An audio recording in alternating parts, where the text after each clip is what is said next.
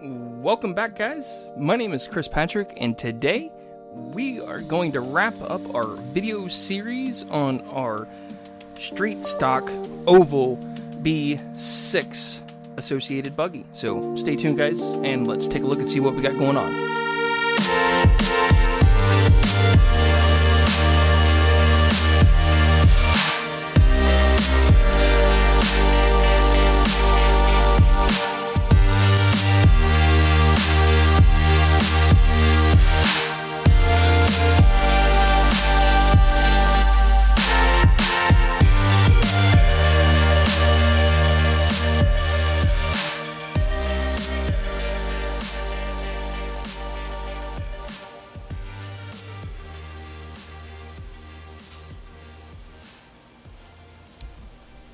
Okay, guys, so we brought you a little bit closer, so this way you can get a good shot and details of what we got going on. So, as you see, we have painted our McAllister body, and this particular paint scheme is... I have some history with it, so let me explain it. And some of you may have already figured out what this paint scheme is, but it is the Batman Forever movie from 1995, and this particular paint scheme was a Bill Elliott custom painted body that he had ran for just a couple races to promote the Batman Forever movie. And of course, back in 1995, he was still sponsored by McDonald's at the time, so hence the McDonald's paint scheme. Still has the old 94 logo on the side, but all of the paint that you see here was 100% custom painted by myself with my airbrush. And all in all, I'm pretty happy with how everything came out. I made a couple mistakes, which that's kind of to be expected, but I will go around and show you some of the details of what we got going on with our paint. But first, we're going to start with the body. So, as you already know, it is a McAllister body, and I have figured out the game plan on how I was going to paint the body with this Batman Forever theme, because it was my very first NASCAR race that I have ever been to. Was the Coca-Cola 600 in 1995 at Charlotte Motor Speedway, and Bill Elliott was always a favorite driver of myself whenever I was a little child. And I remember going to this race, and I actually have this shirt somewhere whenever I was a kid. But anywho, so the paint scheme meant something to me, so that's why I wanted to run this on my body. So back in the day, they ran Thunderbirds, so they did not have Mustangs, and unfortunately, you cannot buy a Thunderbird body from the mid-90s for an oval car. I tried finding it, they didn't exist, so I went with the McAllister. It is actually a Ford Mustang, pretty close. Just the oval design bodies, they're pretty, I don't want to say plain, but they're all pretty much the same. But you're going to notice I painted the Thunderbat logo, so the Thunderbird logo would have been on the front of these bumpers, but they had redone this to a Thunderbat, and that's in theory of the paint scheme. So moving along to the sides, still got the 94, and I have recessed it with some blue. Might be hard to see. Got a little bit of bleed from some green. I'm okay with it, but that's the blue that you see is a custom mixed blue paint. That took forever for me to get to where I was happy with it, because it's not just a blue. It's kind of like a violet blue mixture together. It may not show up very well for you guys to see. Cut all of the graphics with my Cricut machine. Worked pretty well. I mean, as you can see, I probably could have fine-tuned the font a little bit better to get some more spacing between them, but all in all, I'm still happy with the McDonald's logo.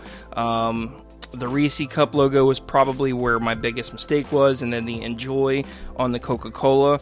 But also, this is the McAllister rear end for the Mustang GT, and yes, I know this needs to be up here, but I didn't want to cover the Coca-Cola, and I didn't think the Coca-Cola would look good down low, so I sacrificed the Ford GT rear fascia for the lights to be a little bit lower. I'm okay with it, but as you see, I got some bleed through on the yellow, and I missed the center section of the Reese's, and there's a whole story as to that issue on its own.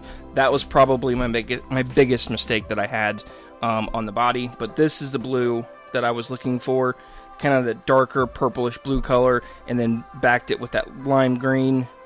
It looks fantastic.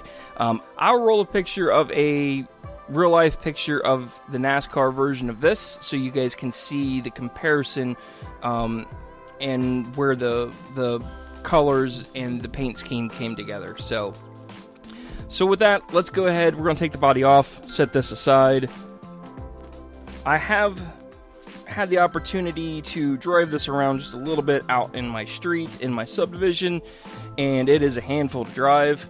So, by the way, I had probably 7-8 hours total, and that is including all the paint, all of the decals, the custom mixing of the paint, everything that you can pretty much think of.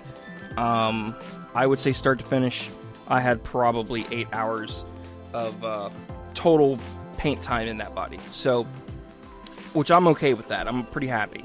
Some things have changed since the last time you've seen it, so obviously it is fully complete. We're going to start with the front and work our way towards the back. So I had moved our front body post mounts to almost the farthest rear it'll get, but it's not all the way to the farthest point.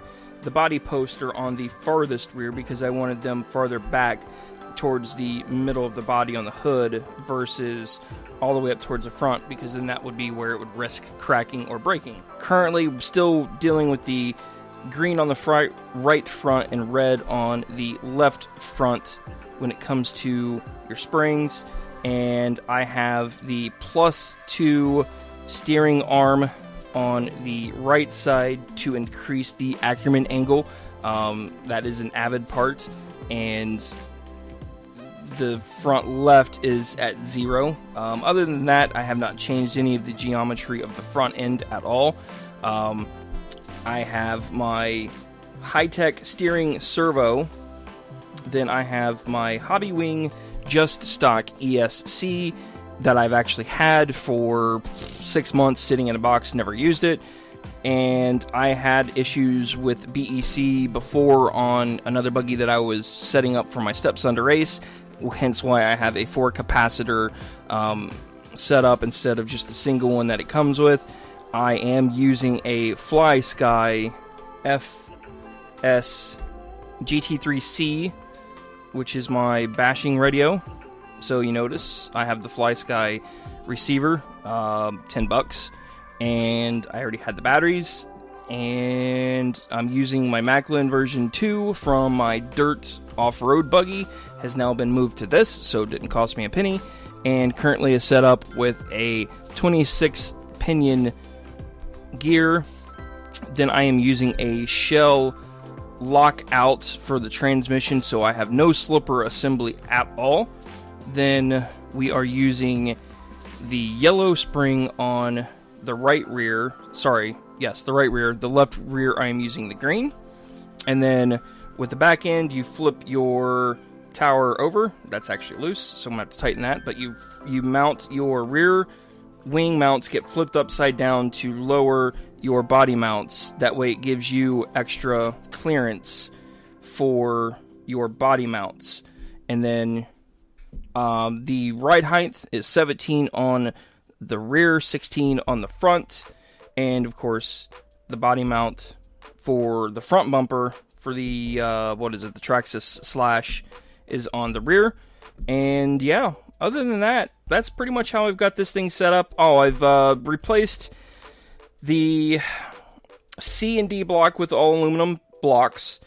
The top right for both fronts and bottom left on the rear D block for positioning of these A-arms. That way I'm getting rear steer to the right.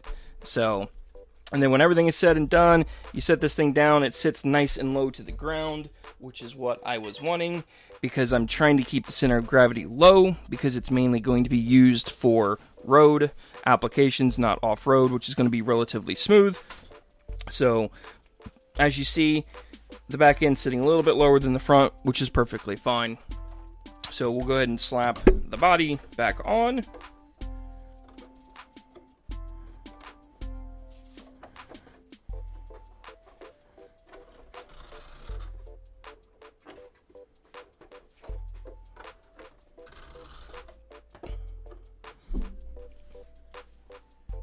And there you guys go. So with that, we're going to wrap the video up. Thank you guys for watching, and let me know what you guys think of the B6 Street Stock video series from start to finish on what you guys think on this. With that, later guys, and thanks for watching.